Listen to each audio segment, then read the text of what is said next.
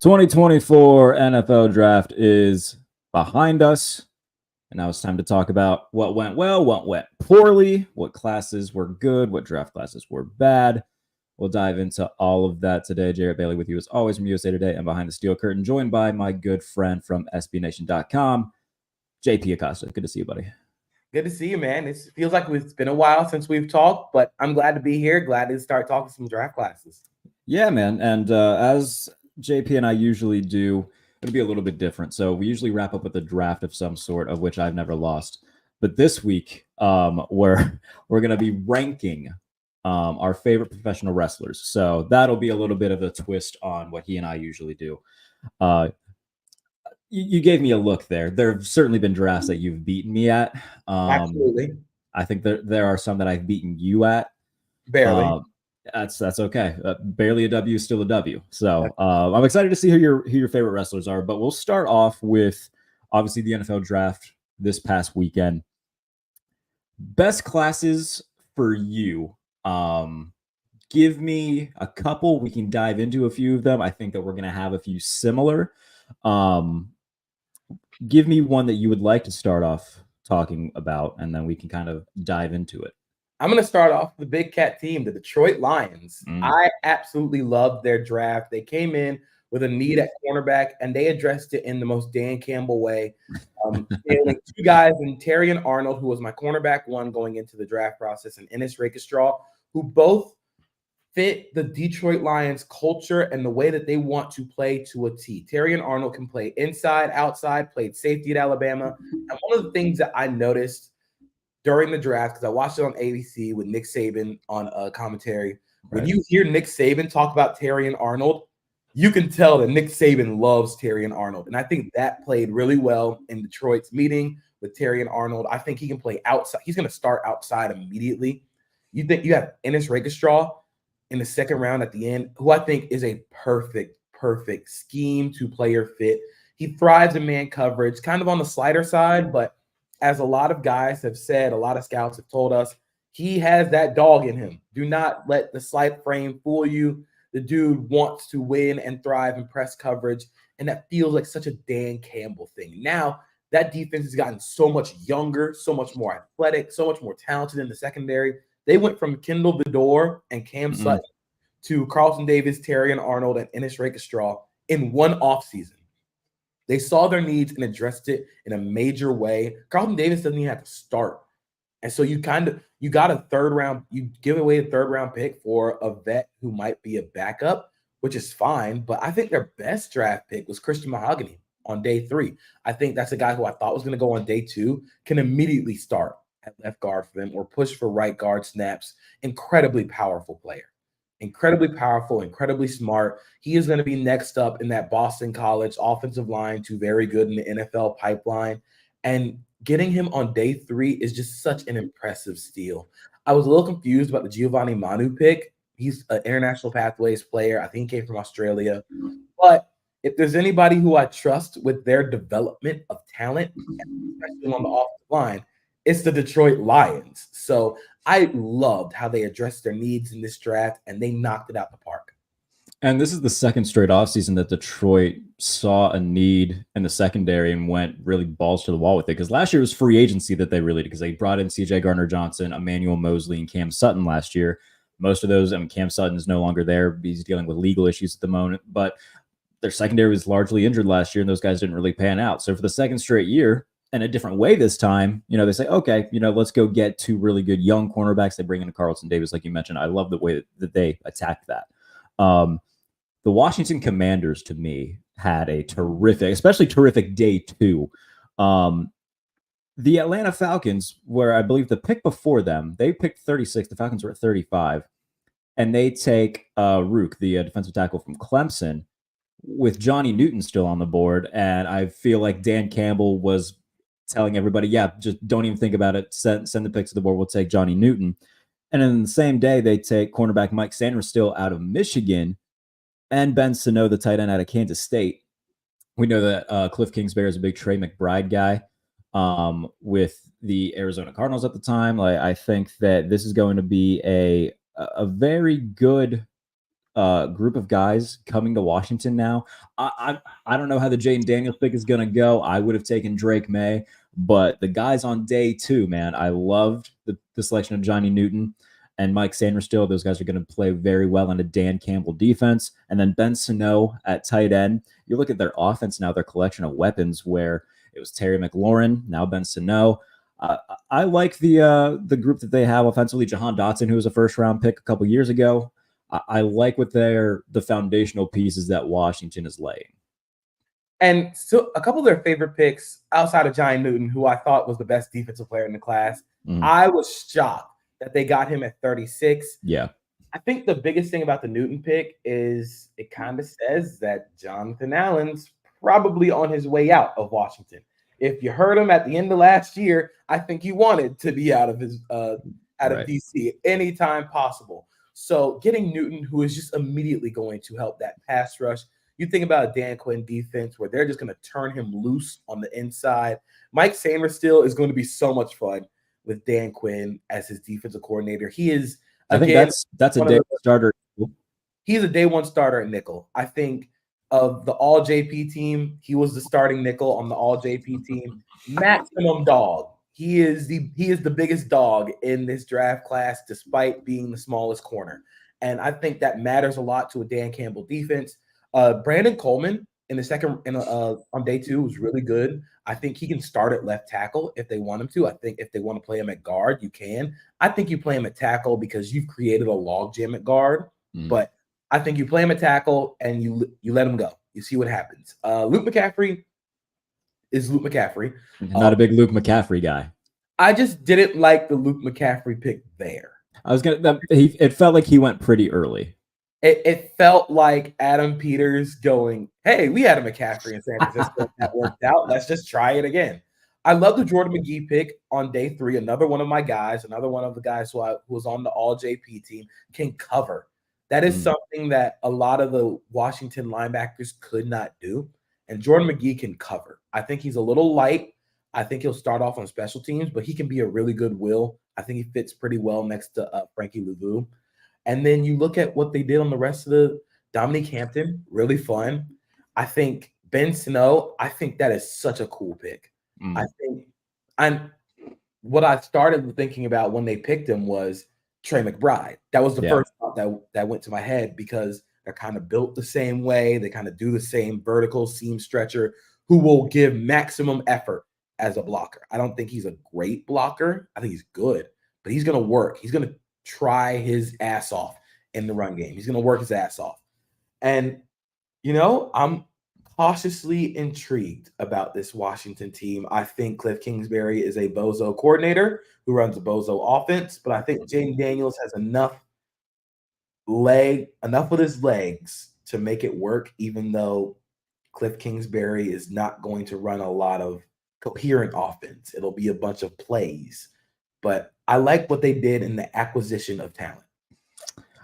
The only thing that worries me with the Jayden Daniels pick is I feel like we've already seen the Jayden Daniels stuff, and it's called Justin Fields, and Justin Fields is like a larger human than Jayden Daniels. Jayden Daniels is pretty slim. I just feel like he's going to get ripped to shreds if he's not careful.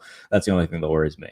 So I went to RG3. I think RG3 was a better play style comparison for Jayden Daniels just because of how explosive he is with his arm and his legs. I worry a little bit about the jackass plays where he's getting folded in half by a suspecting DB. And I worry about, instead of that being a college sophomore or something in the SEC, now that is the Philadelphia Eagles. Yeah. And the Dallas Cowboys. This Jalen Carter bending you in half.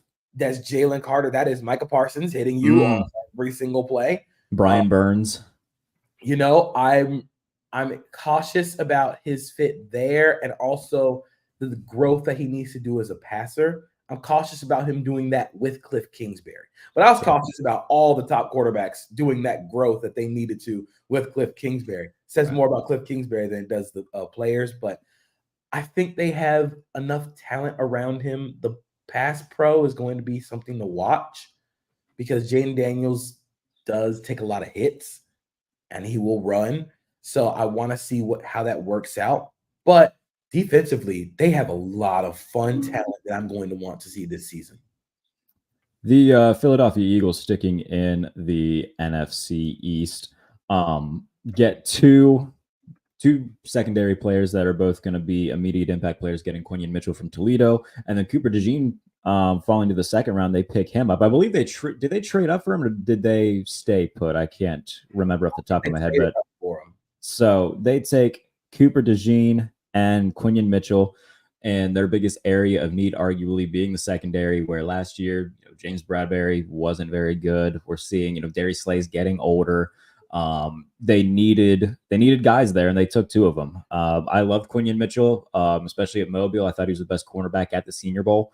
And then obviously Cooper DeJean with the versatility and the multiple things that you can do with him, both as a defender and in the return game. I think that those are two great picks for the Eagles. And then looking at the rest of their draft class, they take Aeneas Smith, the receiver out of Texas A&M. They were pretty thin at receiver behind A.J. Brown and Devonta Smith, who they just extended. Jeremiah Trotter Jr., the linebacker, another nice legacy story pick there. I think that he'll actually be really good for their defense. Another Howie masterclass. I think we're going to be weird about Howie Roseman because we're always weird about Howie Roseman, but he actually had a good draft this year. I think he broke a lot of tendencies this draft. We drafted a corner about corners in round 1 and Howie Roseman not drafting corners. But the Philadelphia Eagles secondary last year was old and slow. They are starting to make their way from being old and slow. I think you have Cooper DeJean in the secondary. You can play him anywhere. I think they're probably going to start him at safety, which I think is really interesting. I think that's part of why. By the way, I saw somebody on Twitter who put Cooper DeJean and Reed Blankenship next to each other and said, "We're calling these boys the secondary," and I laughed so hard. That's chef's kiss. That's hilarious. Perfect. But yeah, man, I think he's going to play safety. I think that's part of the reason why he fell is because teams saw him as a safety and not a corner. Sure. Quinion Mitchell is a hand and glove fit for the Vic Fangio defense. If you saw what Toledo ran when Quinion Mitchell was there, there's a lot of quarters, a lot of off coverage where he was able to use his route recognition, the instincts to just go make plays on the ball. That's going to fit perfectly in Philadelphia. I think he will eventually be. I mean, he could start over Bradbury if they want to. He probably should. But if they want to bring him along slowly, you can do that. You can turn him into the next corner of the future. I think Jalix Hunt in the third round is really interesting. That is a Howie Roseman pass rusher. And by that, I mean he is going to use speed to get around the corner. Don't ask him to defend the run right now. But it's such a cool story going from safety at Cornell to 250-pound defensive end at Houston Christian, and then becoming a third-round draft pick. I think that's really cool. And then on day 3, they kind of just filled out some needs. They filled out depth. Trevor Keegan, really interesting. Of course, you mentioned Jeremiah Trotter Jr. Right. Who probably play for them early because that linebacker room is still a suggestion more than anything. Sure. Johnny Wilson on day 3, really. What do they do with him? He's 6'7", 235. Is that, are they going to keep him a receiver? Are they going to put him at tight end? I think he's going to play receiver. I actually think he proved at the combine that he's not a stiff. So I wonder if they try him at receiver, and then if it doesn't work, just kick him inside. I mean, that seems like the best option available for them. But I think the Eagles had a really good draft class. All right, so let's talk about our respective teams now. We'll start with the other side of Pennsylvania and the Steelers. I was floored.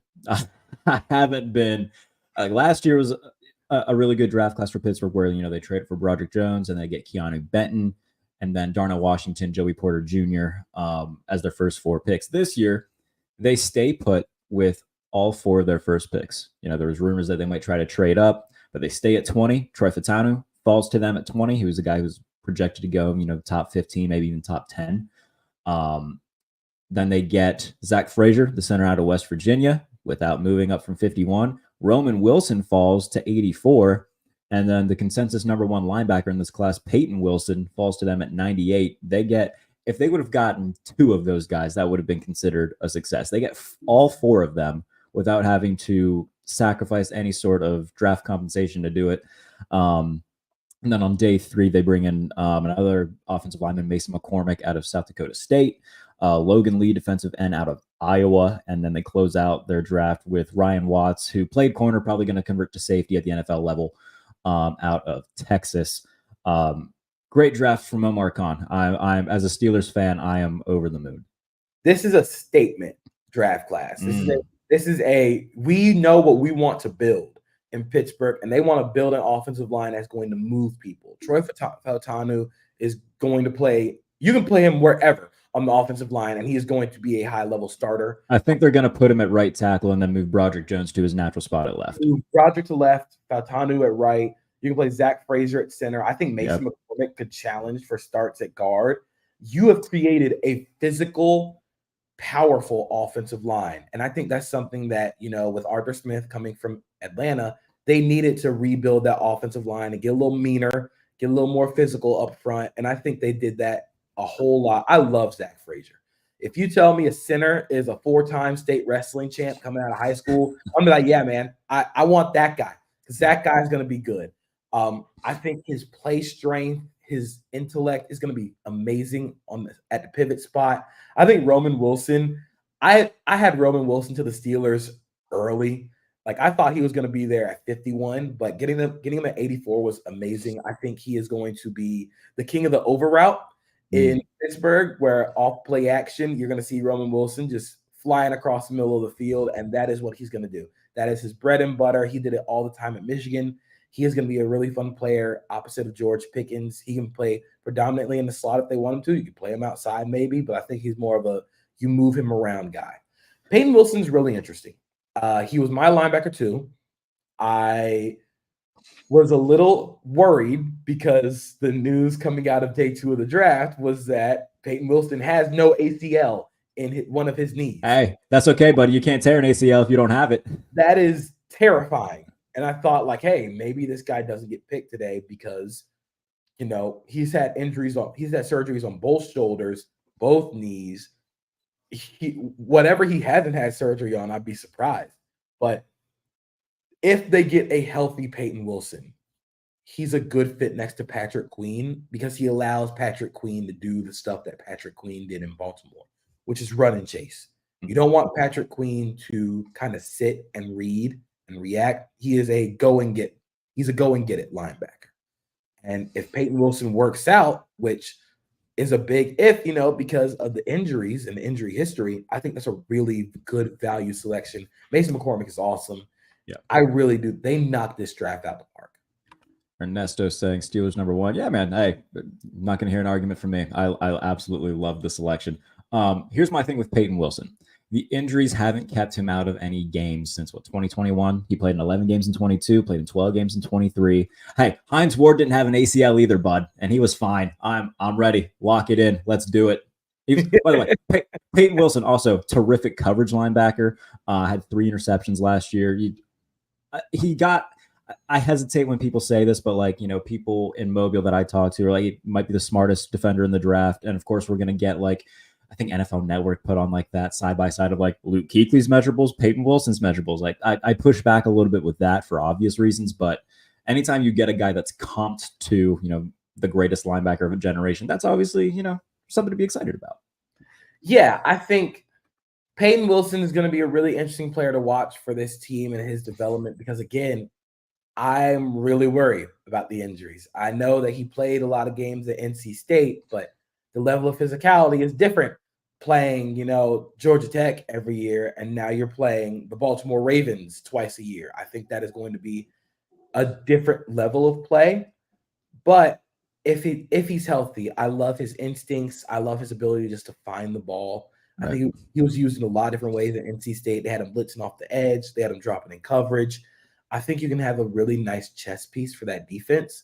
But again, he don't have an ACL in his knee. Okay. It's I'm all right. terrified of that, but we'll see. It's okay. You can't tear it if you don't have it. Talk to me about the Jacksonville Jaguars draft class. What are your overall thoughts on your Jaguars? It's fine. Okay.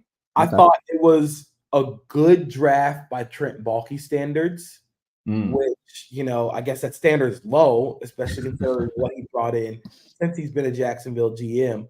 But I thought this class was really good. I thought that they addressed the need at receiver with Brian Thomas.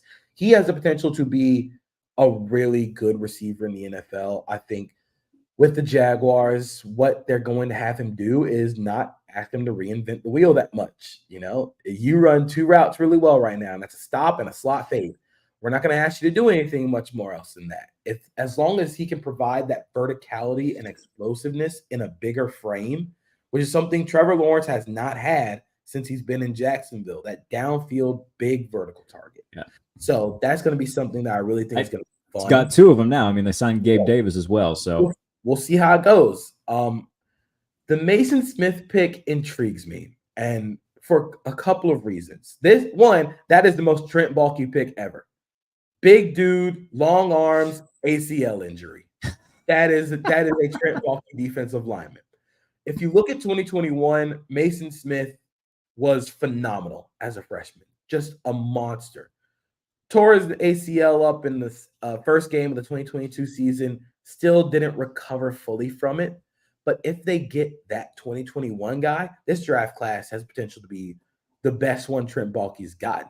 Mm-hmm. If Mason Smith works out, that is the whole key to this thing working, because now you have another vertical pocket pusher, great athlete at 3 tech.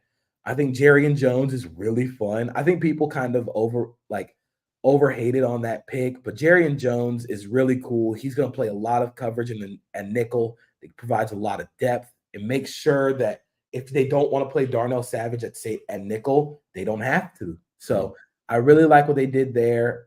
Day 3, I love the Javon Foster pick. I think he can be a potential starter in 2025 if Cam Robinson and Walker Little are not doing it for the Jaguars.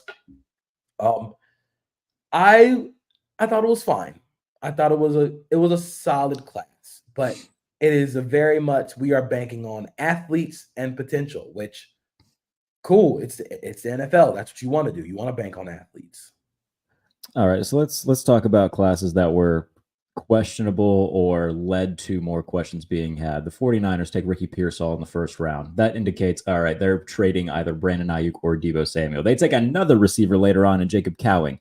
I think they drafted 2 running backs, did they not? Or they drafted one and then one was a UDFA. They drafted Garindo and signed Cody Schrader.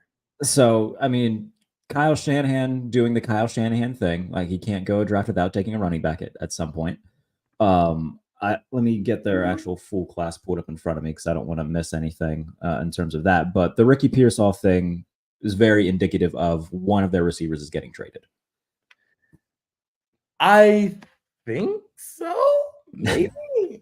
I don't know. Everything I've learned about Deebo or Brandon Ayuk trades has been so much different from the thing I learned yesterday. Mm-hmm. It's such a weird thing where it's like, hey, we might trade them. No, we're not. It's like the will they, won't they. I think even if Ricky Pearsall doesn't, even if either of those guys don't get traded, I think Ricky Pearsall can still find a way onto the field in year one. Because, Jawan Jennings still on a 1-year deal. He's going to be a free agent in 2025 at 28 years old. So they need to find another slot receiver. And Ricky Pearsall can do that. He can run the hell out of some routes from the slot.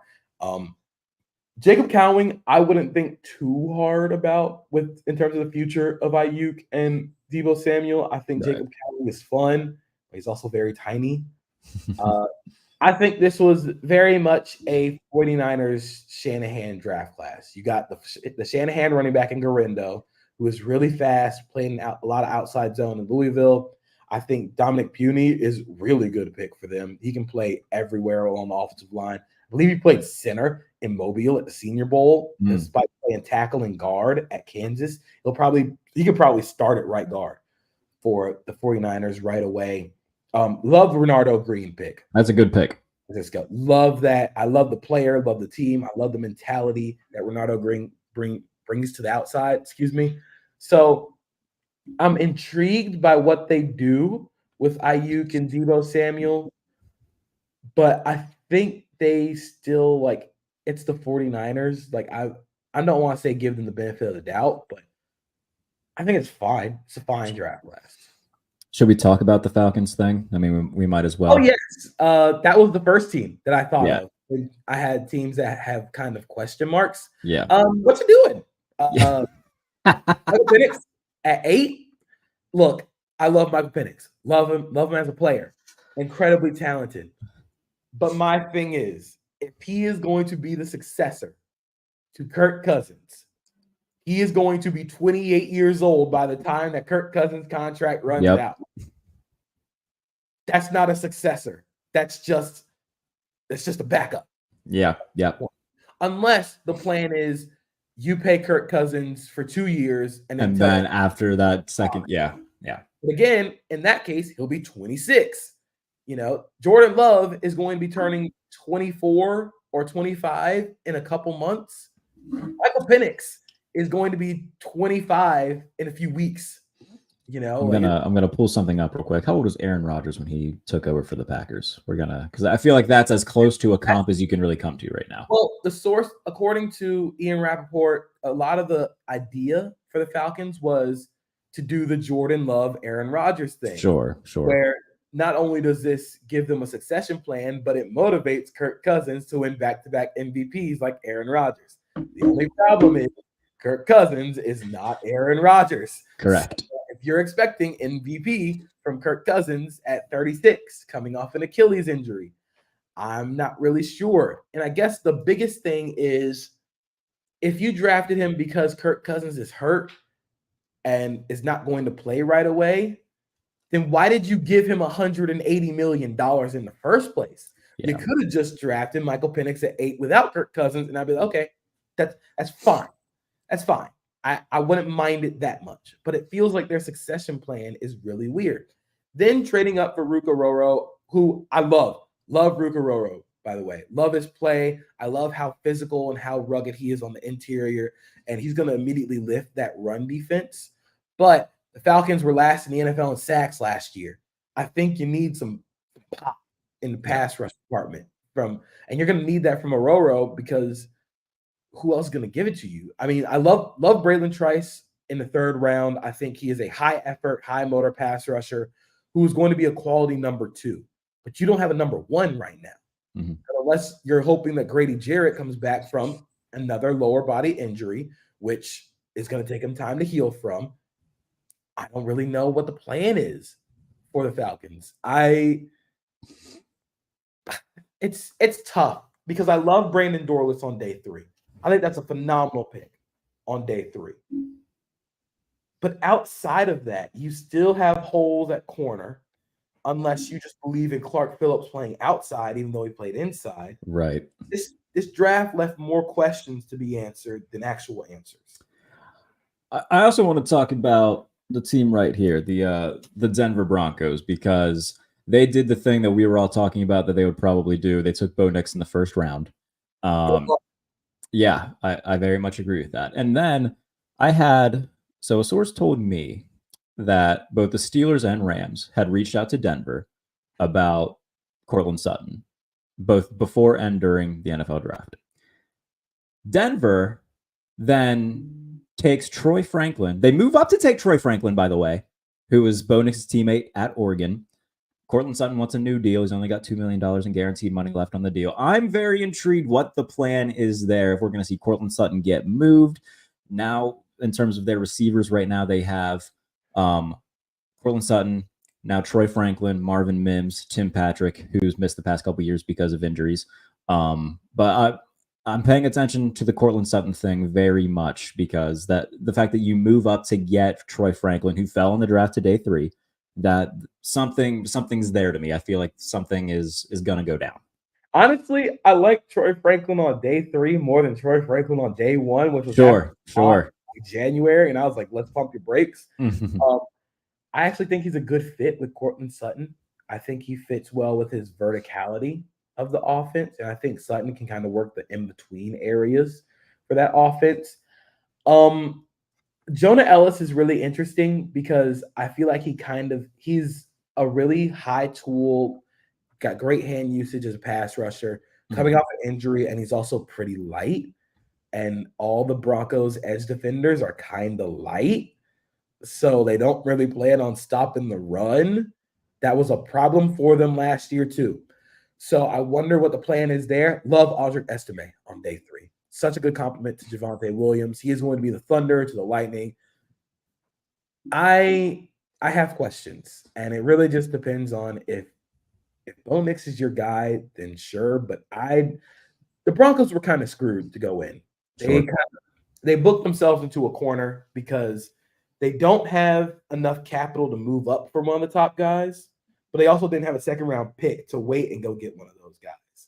So you had to force a quarterback pick there, and Bo Nix was the only quarterback there. Yeah. So it sucks for them. And I think we have typecasted Bo Nix as the perfect Sean Payton quarterback when do we really know what the perfect Sean Payton quarterback is? Because I think the reason that he's been typecast as the quote unquote perfect Sean Payton quarterback is because he can be a guy that just throws it underneath, doesn't have a ginormous arm, and the Sean Payton Drew Brees factor was okay, live and die in the underneath passing game and stuff. I'm not saying it's correct. I'm just, if I had to guess why that typecast is there, that is why. We have got to stop comparing this kid to Drew Brees. I absolutely agree.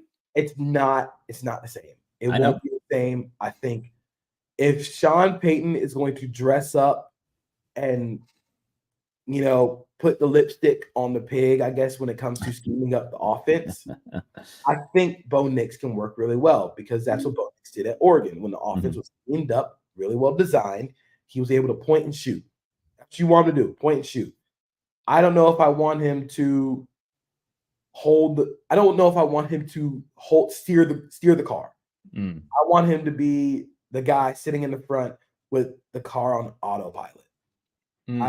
He is the autopilot quarterback. I don't know if I want him steering the car, but we'll see how it goes because they had to pick one this year. Sure. They had to. You can't go in with Jarrett Stidham, Ben DiNucci, and Zach Wilson as your quarterbacks. So hopefully it works well. Maybe. I don't know. All right. Is there any other, just singular guys that went to certain spots that you thought was really cool picks? 2 that came to mind, TJ Tampa falling to Baltimore. That's such a Baltimore pick. The fact that he slid a little bit and they pick him up. And then was it Jermaine Burton, the receiver from Alabama, going to Cincinnati. That seems to be their, built-in replacement for T. Higgins when the time comes. But for the time being, you got Jamar Chase, T. Higgins, and Burton. I think that Cincinnati's really just going balls to the wall all in this season before T. Higgins plays on another team in 2025. So my favorite picks, most of them come from one draft class. Ladd McConkey at 37, Junior Colson at 69, and Justin Eboigbe at 105, and Kamani Vidal at 181. The Chargers cleaned the hell up in this draft, and I thought it was phenomenal. I think the Joe Alt pick is going to make a lot of people mad. It made me mad. Made me very mad, JP. It makes so much sense when it comes to Jim Harbaugh and where the Chargers are bad. I get that you want Justin Herbert to throw the ball 40 times a game and light up the offense. That's great. But he got hurt behind that offensive line last year. He got folded behind an offensive line that did not have very much good athletes. Joe Alt, I have a little bit of concerns about him moving from left to right because of the play strength concerns.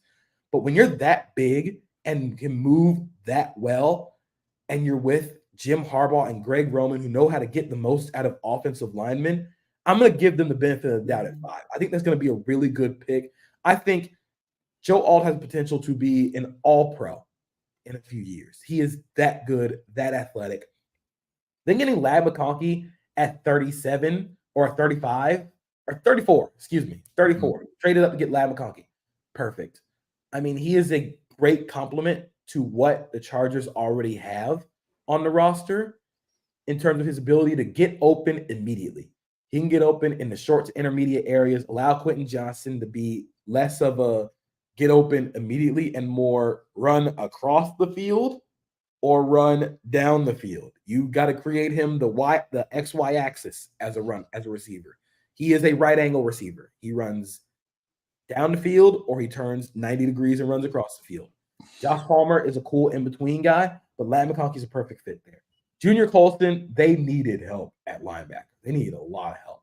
And Colston was my linebacker one. I think he is such a good athlete who's so versatile and knows his feel for spacing and route concepts. And now he doesn't have to go learn a new defense because Jesse Minter is still going to be calling the defense. Right. Justin Boygby is such a hardball Chargers pick.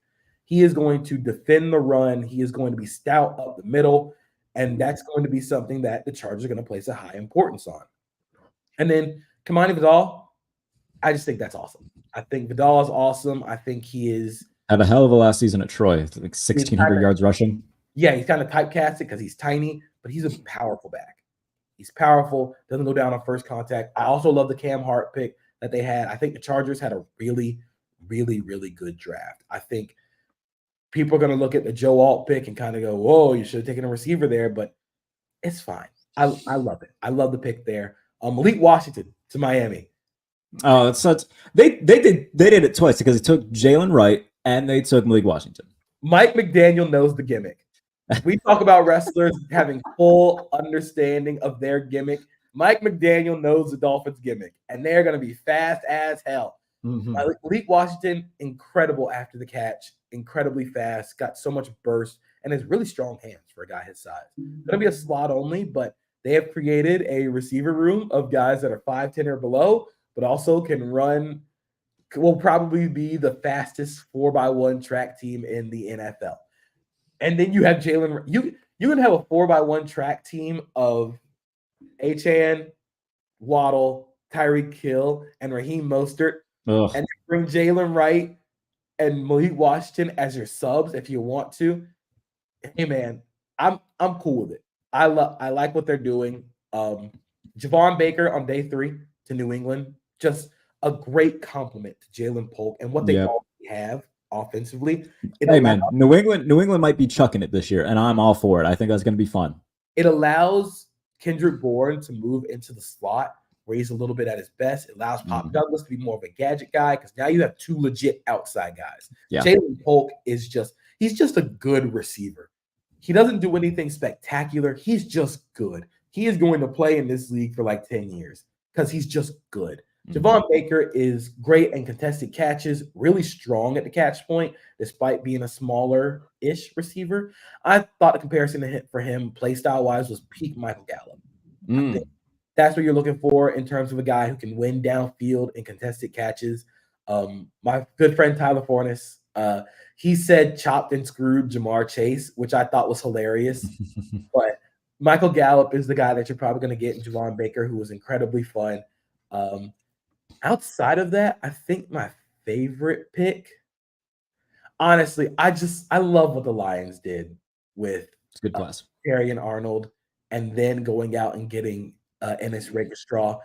That is a tone setting. Like we talk about tone setters up front, that is a tone setting defensive back class. I also thought Chris Ballard going out and getting A.D. Mitchell and then defending the hell out of him would be cool. A.D. Mitchell, if he puts it all together, Anthony Richardson throwing to Michael Pittman, A.D. Mitchell, Josh Downs, Alec Pierce, sign me up. I mean, they have that's a fun team, and I think I'm really going to be intrigued to see how they do that, what they do with that. Love Kamari Lassiter to Houston, but yeah, I think my favorite pick of the draft is probably Terry and Arnold and Ennis Rakestraw to Detroit. Those guys just fit the Dan Campbell thing to a T. Also wanted to highlight the Raiders class. I feel like it kind of flew under the radar, but they did a lot of things that I liked. I liked taking Brock Bowers and getting Jackson Powers Johnson with their first 2 picks. With Brock, like I think they recognize in the AFC West, you need guys that are weapons that can make plays downfield, but also you need people movers. And getting Bowers, getting Jackson Powers Johnson, they draft DJ Glaze. I'm surprised he went. I don't know much about DJ Glaze, but I didn't see him in a lot of, day 2 type mock drafts. So that was a little bit of a surprise to me. But DeCamerion Richardson, they get MJ Devonshire out of Pitt on day 3 as well. Tommy Eichenberg, linebacker out of Ohio State. They take Dylan Lobe from New Hampshire, who's going to be a really nice pass catching back for them. I think that the Raiders actually did pretty well. I would like the Raiders draft so much more if they actually took a quarterback. And I know they kind of. I think a lot of people were surprised that they didn't. I think they kind of got stunned that Atlanta took Penix at 8 because I think they wanted Penix at 13. So that's kind of the trade-off. I think Bowers is going to be fun. If he didn't have a peewee quarterback throwing to him, I would be a lot more excited about it. I like Jackson Powers-Johnson, and I think he's going to start at right guard. But with DJ Glaze, you've kind of created a little bit of a problem on the interior where you have 3 spots and like 6 guys for 3 spots. Who's going to play there? Who's going to play outside? Who's going to play tackle? You know, if you believe in Thayer Mumford, let's do it. But, you know, you've created a little bit of a log jam there. I think it's all right. I think they had an all right class. I think they kind of got sniped by Atlanta for quarterback, and they just didn't address quarterback at all. I would have loved to see them address quarterback at some point.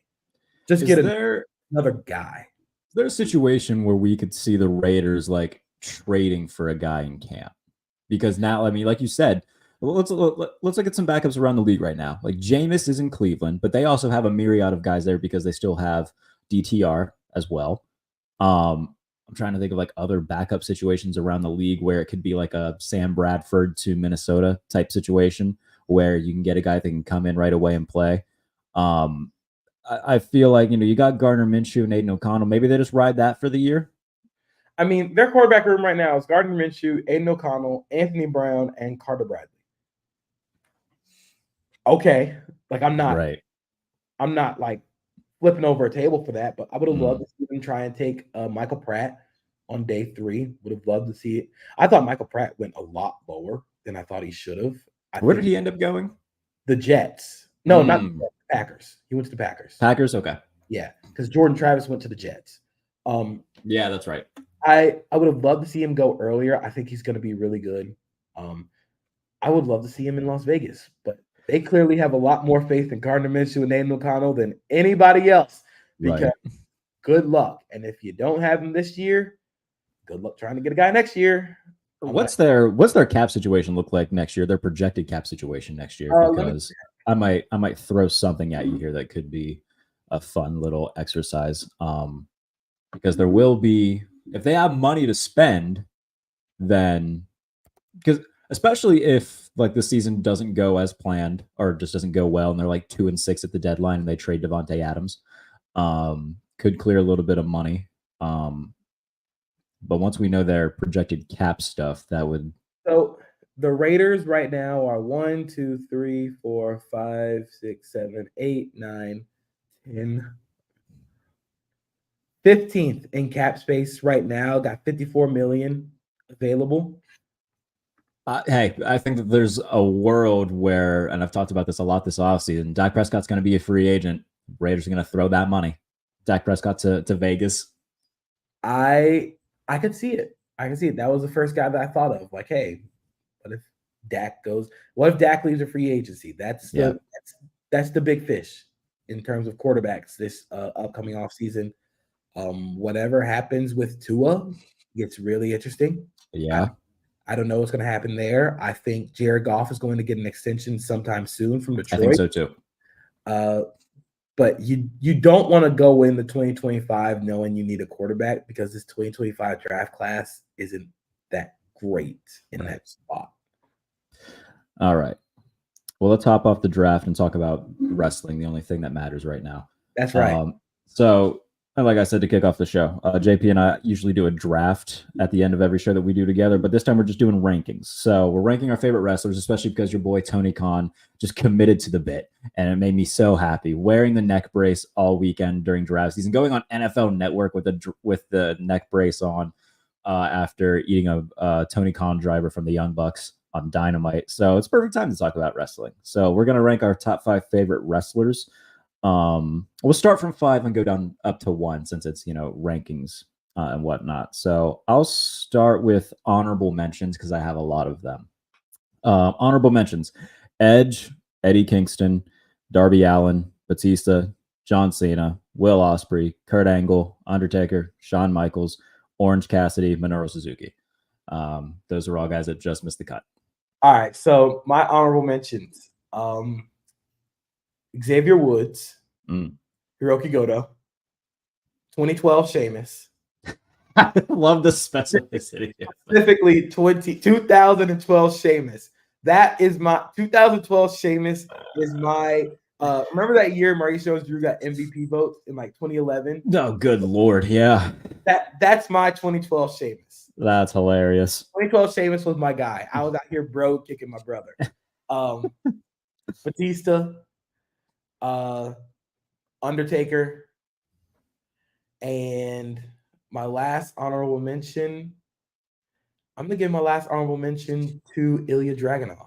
Oh, Ilya's a good shout. I'll throw Gunther into my honorable mentions as well. He's rad. But I'll let you start with your number 5. Gunther is my number 5. Ah, he's so fucking awesome. That is a real hooper as a wrestler. I remember watching like YouTube clips before he got to the WWE of him just chopping the hell out of folks. And I'm like, hell yeah, that's what I like to see. Like I know my gimmick when it comes to wrestlers. I like to see big dudes who hit hard. So that's right up my alley. There's I think I can't remember what promotion. It might have been Defy, but in like 2017 or 2018, he just like launches Darby Allin into the crowd. Just oh my god, yeah, that's a good real hooper. Gunther, he's terrific. Greatest Intercontinental Champion of all time. Love what he's doing right now. Can't wait to see him be world champion at the WWE level. My number 5 is Kenny Omega. I love Kenny Omega. His series of matches with Kazuchika Okada, some of the best ever. Series of matches with Will Ospreay, some of the best ever.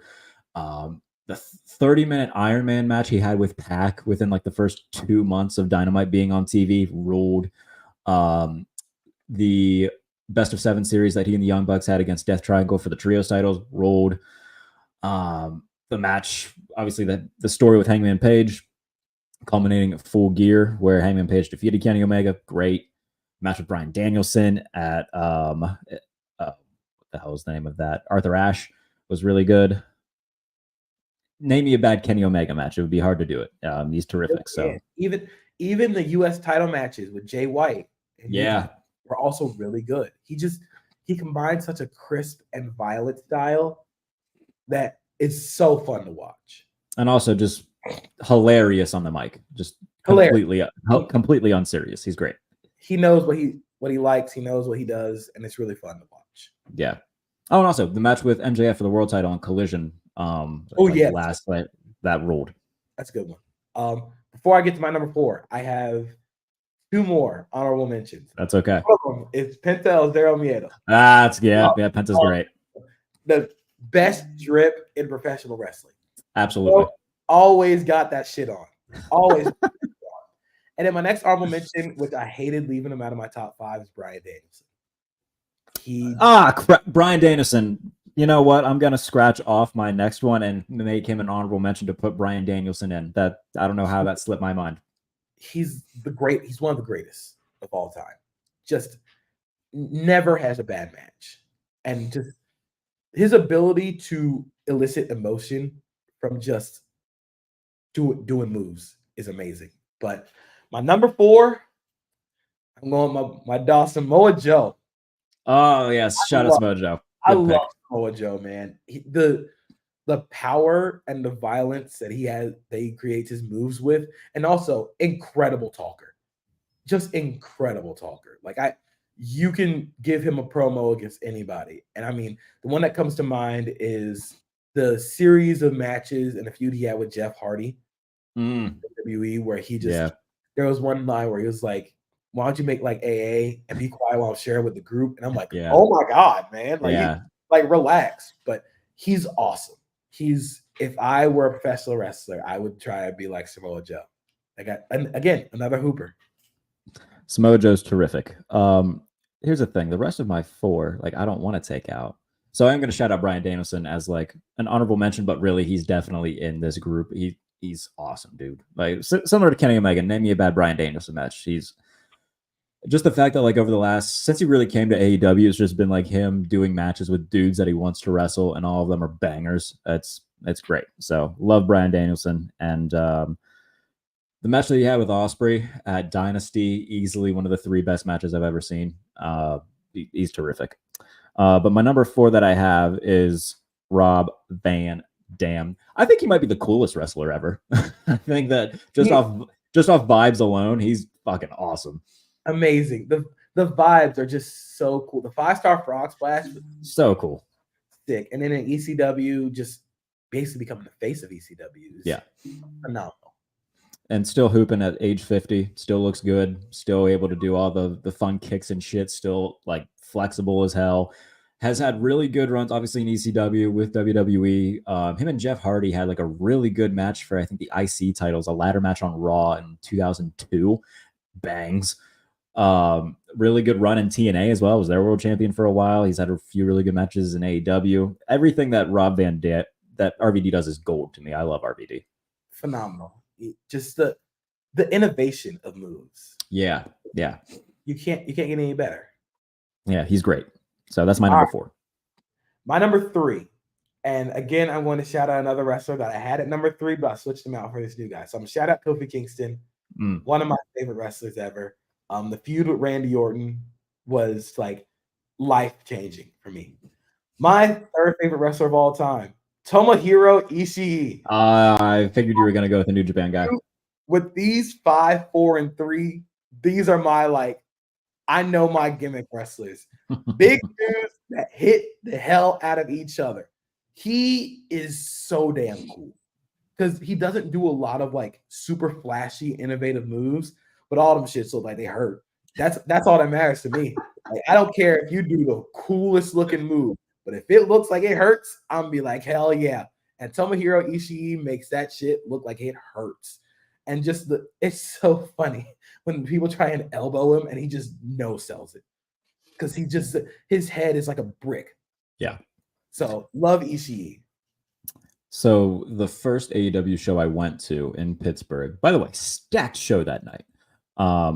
That was the show that they announced Forbidden Door, the first Forbidden Door. And then Adam Cole announced that there was going to be a surprise match on Rampage that wasn't announced, and it was Adam Cole against Ishii, and it fucking ruled. So that was cool to see live. Love Ishii, he's tremendous. A guy who, anytime, whether it be if AEW calls him over or anywhere in Japan, you need to create a star, put him in a match with Ishii. And his matches with Okada, with Shibata, with Hiroki Goto, with Shingo, come on, man. Those are certified. When I think of Tomohiro Ishii, I think of the never open weight title, which is the badass title in New Japan, because you better be able to hit people if you want that title. That has always been of course, the New Japan title would be amazing to wear and be the champion of, but the never open weight title, hell yeah, I'd wear that. Absolutely. All right. My number 3 is another man that goes by 3 initials, and that's MJF. Okay. I love MJF so much. He's been so missed over these past few months on AEW TV. I cannot wait for him to come back as Team AEW to defeat the evil wrath of the New Elite of the Young Bucks, Kazuchika Okada and Jack Perry. It's going to be great. I love how good he's able to get a reaction out of people. He's an incredible talker. Just incredible. I think some of the skits got a little campy towards the end. Sure. Got a little goofy, but I kind of like the goofy stuff. Yeah. But he also kind of proved that he can go in the ring. And that's the biggest thing. It's not super innovative moves, but it's perfectly timed, and they all look like they hurt. I think that's something that matters a lot to me. Of course, doing cool moves looks awesome, but if it looks like it hurts, I'm gonna be in. That's the thing with MJF. He's very under the radar, just a perfect throwback wrestler, where he's not gonna do a bunch of the innovative high flying shit. He's gonna be a territory heel, but now he's more so a territory face who's also just an asshole, and it's great. He's incredible on the mic, incredible in the ring. Just everything that he has done over the past 3-4 years has been just really terrific. Yeah, cannot wait for him to come back. Hopefully he's healing well. But yeah, big MJF mark. All right, so my number 2, the modern day GOAT, John Cena. He is the modern day greatest wrestler of all time. I know what people are going to say about John Cena, the 5 moves of doom. He's part-timer. Look, man, when he comes back and he be wrestling. He can still go in the ring, and he is still capable of making people feel for a match, making people get excited for a match. The promo he had with Bloodline Roman Reigns, phenomenal. The promo he had against Big Dog Roman Reigns, he just blasted him for like 25 minutes. Yeah. And I'm like, hell yeah. The Austin Theory promo before WrestleMania 30 just cooked the kid. And I was laughing so hard. He is so good at shit talking. Like, it's just so funny because you can think you have a great promo and then John Cena just puts you straight into the woodshed. That's the thing. Anytime Cena hits you with a fine speech, you know shit's about to go down. Oh, yeah. That fine speech, better get out of there. I was showing my girlfriend, because she's relatively new to wrestling, I was showing her some of the old John Cena clips. Oh, my goodness. Oh, my God. He was so stupid. It was a menace and a half, but it was hilarious. The promos between him, Edge, and Lita were, God, like, what are we doing? There's one where, like, it's Edge, Carlito, Big Show, and Shawn Michaels all in the ring, and Lita's with Edge, and he's just like roasting people. He just looks at Lita. He's like, "Lita's a slut." Everyone's just like, "Jesus Christ!" Okay, like, sure, man, chill, bro. Like, oh my God, yeah, just say that on television. And like, he did. He was great. He was great. He still is great.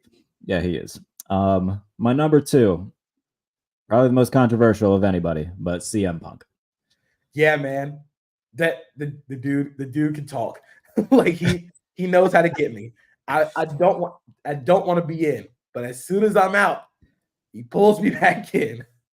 And I understand that he's definitely like, he's a guy where either you love him or you can't stand him. I love him. He's Aaron Rodgers. Yeah, that's the thing, man. He's Aaron Rodgers without the ayahuasca. He's straight edge Aaron Rodgers. Yes. And the thing with him, man, is like, again, you either love him or you hate him. But the stuff that he did, especially when he came back, like his feud with MJF and the dog collar match was awesome. His stuff with Hangman, like, obviously it's clouded by a bunch of, backstage stuff, but the feud with Hangman was great. The first few months of Collision, where it was basically just like peak WCW, was awesome. Oh, I loved it. And I was looking forward to eventually having another feud with him and MJF, stuff with him and Ricky Starks, stuff with him and Jay White. But the stuff that he did when he came back was all just gold to me. His comeback match against Darby Allin was actually really good. Yeah. And obviously, like, the stuff from like when we were kids, like being Mr. Money in the Bank twice, his feud with Jeff Hardy, like Straight Edge Society, CM Punk was just otherworldly. So he's done so much great stuff. Obviously, stuff with Cena, and Money in the Bank, like, terrific. Everything that he's done has just been great to me. I think the stuff that he's done lately with Drew and Seth Rollins, it's so good, so man. interesting and so deep, because Seth Rollins also, like, yeah, man, I hate you. Right. Like, I do not like you. And McIntyre also being like, yeah, I don't like you either. And CM Punk trying to like fight both of them at the same time is so interesting, that I think they've created so many different alleyways that can go down when CM Punk and when Seth Rollins come back. Yeah. So I think, and it's just tied to his ability to elicit reaction and get people to feel. And that's something that, like, you gotta have as a pro wrestler. And he definitely does that. And that's the thing. Like, few people, like, when they talk in wrestling, like, I believe them. I believe CM Punk when he talks. And that's one of the big reasons I love Eddie Kingston. Like, this shit's real to Eddie Kingston. Like, I don't think that he knows that this is, a work type of thing. Like, this shit's real to him. It's real to Punk. Kevin Owens is another guy. Like, when he talks, I'm like, all right, I'm in on Kevin Owens. Kevin Owens, another one of my honorable mentions. Yeah, I agree. Kevin Owens rules. Yeah, he's terrific. So if you can make me believe you when you talk as a professional wrestler, I'm in. All right. My number 1, the greatest wrestler, in my opinion, of all time, the greatest white person of all time, Stone Cold Steve Austin. What? That's the greatest white person. Stone Cold Steve Austin is the greatest white person of all time. I shit you not. That man is cool with me. He is the greatest. And he embodies so much of like every like 12 to like 35-year-old in America between like the mid to late 90s, because everybody just wanted to beat up their boss. I mean, everybody wants to beat up their boss. Stone Cold Steve Austin always represented that recklessness, that lawlessness. And you knew when as soon as that glass shattered, shit was gonna go down. Like you know what you're getting with Stone Cold Steve Austin. And I think that is amazing. Again, he is the greatest white person of all time. Oh my God, that killed me. That was funny. Yeah, no, Stone Cold rules. I should probably throw him in my honorable mentions as well. Obviously, like, wasn't alive to see it live, but like if you go back on Peacock or the network, wherever you have the access to the WWE library, from 97 to 02, just peak, just incredible stuff. Yeah, Stone Cold's the best. I think a lot of people were really hoping that it was going to be Stone Cold that came out to beat the piss out of The Rock. I was cool with it being The Undertaker because it still made sense, but people were ready for that glass shatter. I was so ready for that glass shatter. I think Undertaker in the end made a lot more sense. I agree. He actually had beef with Roman. Beef with Roman because he, beat him at Mania. Beef with Heyman because Lesnar ended the streak. So like that those two connecting points make sense. It's The Rock. Yeah. Like it made more sense for it to be Undertaker than Stone Cold. I thought it'd be really funny if it was American Badass Taker. Yeah. But he kind of half did both. Yeah, he did the dead man music gong type thing, came out with like much, tech. Yeah, he wasn't putting on the full dead man persona. He's like, I'll wear all black, but it's half and half. Came out in the Nike Tech and the beanie. That's how you do. That's when they made the decision that we got to move this shit inside, man. Yeah, very much so. My number one though, he's right here, Jeffrey Nero Hardy. I think Jeff Hardy's the greatest white person of all time. Now that I think about it, I think he's definitely up there. Definitely up there as one of the greatest white people of all time. Just Jeff is one. I've never heard a bad word about Jeff Hardy in terms of like how he is with people, which is great. Obviously, he's had his own personal demons, but in terms of his stuff in the ring, the innovation that he really ushered in with TLC matches, the ladder match, the high flying stuff.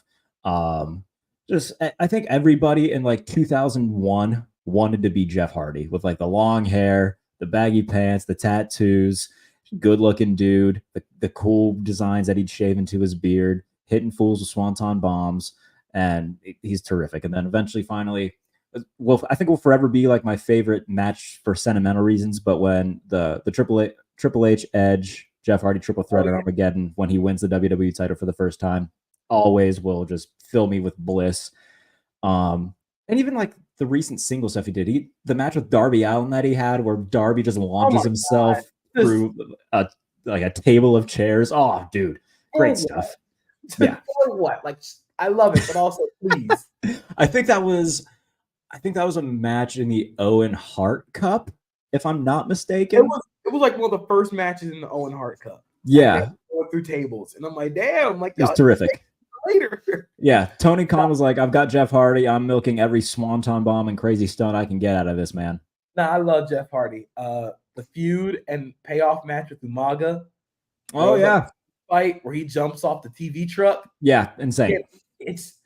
You were right with how he embodies so much of what every teenager wanted to be. Yeah. Because of how reckless he wore, the baggy jeans, the neon hand stuff. Yeah. The swanton bombs. He'd dye his hair. Like, it's just, he embodied again what everybody wanted to be as a teenager, and that kind of recklessness of like abandonment of your own body. Oh yeah.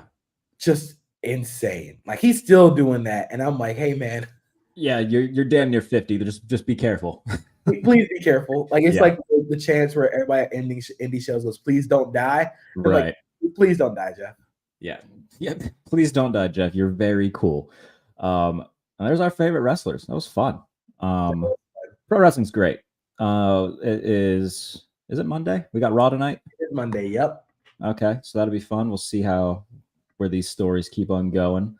Drew McIntyre re-signing with WWE, so we know that we're getting more fun stuff with him and Punk and whenever Seth Rollins could. By the way, I'm very outspoken, not being like a big Seth Rollins guy. I think his character is incredibly annoying. Boy loves this shit. He will die for this shit. I actually think he was the MVP of the Absolutely world because you don't get all the emotion and all the storytelling. It all comes back to Seth Rollins and what he did a decade ago, which is still one of my that's my favorite part of the entire WrestleMania 40 match. I agree. With the chair, because it gives you so many different things to build off of after Cody wins. You can bring Roman back and he could immediately want revenge on Cody. You can bring him back and he goes right to a bloodline feud. You can bring him back and have him take out Rollins. Like, there's so many different ways you can go about this, because I think you have to go back and look at all their one-on-one matches, but I don't think Roman has ever beaten Seth. I don't think he's ever pinned him. Yeah. Because even in the match that they had with a few years ago when Seth came out, what was it? Royal Rumble. Roman got disqualified. So yeah, huge. Yeah. And then he's never beaten him. I think there was the match that they had where Mox cashed in, but Seth won. Right. Roman came in champion, Seth beat him, and then Mox beat Seth. So it's so many layers of just story within the Shield, which is like, the Shield is probably the most impactful like story / faction in professional wrestling, like modern history. I agree. And what all three of them have gone on to do, like Mox right now is IWGP champion. That fucking rips. I love that. Love it. It's terrific. But yeah, man, pro wrestling, it's incredibly hot right now. Everybody should hop on board. It's the best thing in the world. Cool people watch pro wrestling. Absolutely. We should get that on a shirt. That would be a good line of merch that we can front. That'd be good. What have you got coming in terms of content with SB Nation? Just published a 2025 big board for the NFL draft. You're a sicko. Oh, I've been doing this. This is a cycle for me. My top player is not a quarterback. It is a defensive lineman who has the first chance to be the first Tennessee Volunteer drafted in the top 5 since Eric Berry. Oh my! Don't tell our buddy Chase Thomas about that. He's gonna go ham. I'm gonna send it to him. But you should look out for that. We're doing NFL draft grades, so keep on the lookout for that stuff. But just follow me on Twitter, see what I'm watching, see what I'm doing. Oh, and speaking of, we got somewhat breaking news from your team. The Jacksonville Jaguars exercised the 5th-year option of both Trevor Lawrence and Travis Etienne. So be on the lookout for a massive Trevor Lawrence contract before the season. Oh, absolutely. Absolutely. Man deserves it. I talked about it recently. Way too much Trevor Lawrence slander this offseason. Like, I think highest paid quarterback in the NFL money. Ooh. I think he's going to get that. So be on the lookout for that. But he deserves it. I mean, absolutely. He was really, really, really good. And I think we've said, oh, he's been underwhelming without actually realizing that the Jaguars have built a shit team around him. And that's very much so. Yeah, absolutely. I want the Jaguars to win a Super Bowl simply because I want to watch Tony Khan do like the Alondra Blaze thing where he puts the like WWE themed Jaguars title in a trash can and hands Trevor Lawrence an AEW themed title. I think that would just be tremendous stuff. If the Jacksonville Jaguars win a Super Bowl, I will never ask for anything else in my life. I am willing to give up like my firstborn child for a Jaguars Super Bowl. Like, I would absolutely do that. They're amongst the teams that I would enjoy seeing win one. Obviously, I think Buffalo is at the top of my list for me because I'm a big Josh Allen mark. I'd be like, even as a Steelers fan, if the Bengals win it, I love Joe Burrow. I wouldn't like, I don't hate the Bengals. If the Jaguars were to win one, cool. Jordan Love, CJ Stroud are both guys I would like to see one at some point. So there's plenty of guys that I would be like, all right, good for them. You know, I think everybody is kind of over the Chiefs stuff by now, so we don't need to see that again for quite some time. I think we're going to, but you know, if we could have some different representation in there, that would be good stuff. In terms of me, by the way, if you're watching this on YouTube, do subscribe to the channel and everything. We are on the fast track to 1K subscribers. We get like over 200 subs over draft weekend, which is awesome. In terms of written work, all the continued Steelers coverage on Behind the Steel Curtain. And then for USA Today, I'll be doing my favorite UDFA signings around the NFL. And then I'll be giving my favorite draft pick from every team. So 32 draft picks, my favorite one from each team. That'll be dropping on USA Today this week as well. JP, as always, it's always fun doing a show with you. I assume we'll be doing another podcast later today, depending on what the Chase Thomas podcast schedule looks like. So appreciate you as always, and I will talk to you very soon, my friend. Yeah.